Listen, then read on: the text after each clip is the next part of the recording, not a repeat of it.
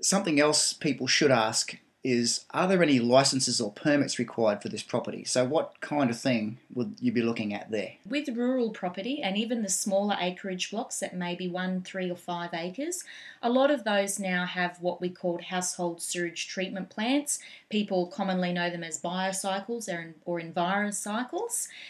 Those quite often require licensing with the local authority on an annual basis and ongoing maintenance and care, which can cost money.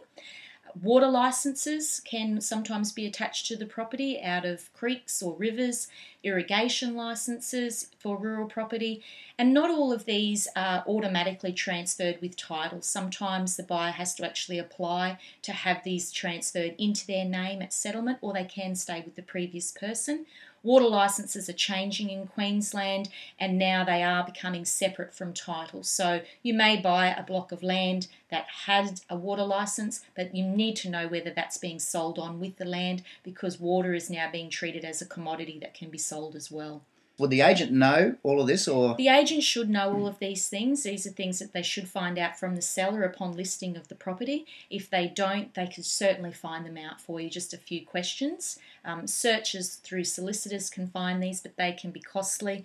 But it is something, if you are looking at a rural block and you see an irrigator running, it doesn't necessarily mean that that permit will transfer to you. And you also need to know the restrictions of licenses. Water licenses especially can have a lot of restrictions. You may only be able to pump at certain times, you may only be able to gather water during flood, you may only be able to pump a certain amount of water with a certain size pipe. So there's lots and lots of little details that may be necessary to find out.